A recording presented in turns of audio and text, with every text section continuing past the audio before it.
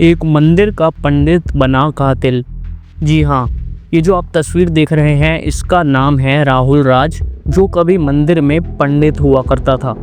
29 जुलाई 2019 को भानुप्रिया नाम की एक औरत अपने पति से परेशान होकर इसके मंदिर में आती है और ये पंडित उसकी परेशानी देखकर उसे समझाने लगता है कि परेशान ना हो, सब ठीक हो जाएगा। कुछ दिन बाद भानुप्रिया फिर से इसके मंदिर आती है और पंडित को बोलती है कि मैं अपनी फैमिली से परेशान हूँ, खुश नहीं हूँ और मेरा पति भी मुझे बहुत मारता है। जिसके बाद वो पंडित उसे समझाता है और भानुप्रिया परेशान होकर उसके साथ उसके घर चली जाती है, जहाँ वो एक किराए के मकान में रह रहा होता है और भानुप्रिया अपने पति को डिवोर्स दे देती है और उस पंडित के साथ ही लिविंग में रहने लगती है। इन सब के बीच भानुप्रिया अपनी बड़ी बहन से बात किया करती थी, जिसमें उसकी बड़ी बहन उसे समझाती है कि तू जो कर रही है वो बहुत गलत कर रही है। जिस पर भानुप्रिया अपनी बहन को डांट देती है, जिसके बाद इन दोनों के बीच भी बात बंद हो जाती है। राहुल और भानुप्रिया दोनों के बीच सब कुछ अच्छा चल ही रहा होता है कि 2020 लॉकडाउन का समय आ जाता है और अचानक 12 मई 2020 को इन दोनों के बीच बहुत बड़ा झगड़ा हो जाता है। ये सारी बातें राहुल ने पुलिस को अपने बयान में बताई और बताया कि उसको मिर्गी के दौरे आते थे, जिस वजह से वो मुझे बहुत मारती पीटती थी, जिस वजह से राहुल को उस दिन बहुत गुस्सा आया और उसने उसका गला घोंटकर उसे वहीं मार डाला। जिसके बाद उसे ये समझ नहीं आता कि आखिर इस लाश का क्या किया जाए। दरअसल राहुल क्राइम पेट्रोल का बहुत बड़ा शौकीन होता है, जैसा कि आप इसके बयान में देख सकते हैं। 1350 क्राइम पेट्रोल के एपिसोड शुरू से 1350 से भी ज्यादा देखे हो। शुरू से देख रहा था 2015-16।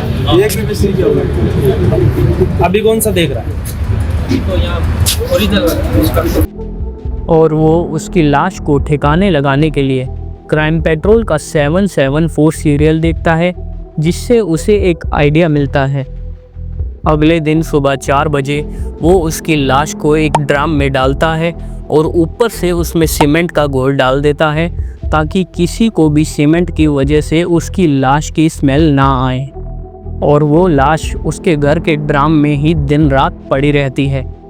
2020-2021 चला जाता है, लेकिन जून 2022 में तेज़ गर्मी की वजह से उस सीमेंट में एक छेद हो जाता है। क्योंकि उस समय राहुल अपने घर पर नहीं था, तो उसका मकान मालिक उसे फ़ोन करके बोलता है कि यार ज़रा अपने कमरे की सफाई रखा करो, आकर देखो ज़रा, कोई शायद चूहा मर गया हो, ऐसी स्मेल आ रही है। जिसके बाद राहुल घबरा जाता है कि कहीं उसे इस लाश के बारे में पता ना चल जाए और घर जाकर किसी तरह अपने मकान मालिक को इस लाश के बारे में बताता है। जिसके बाद उसका मकान मालिक भी उसकी बातों में आ जाता है और उसका साथ देने लगता है। और जून 2022 में ये दोनों मिलकर उस ड्रम को तोड़ते हैं और उस लाश को बाहर निकालते हैं।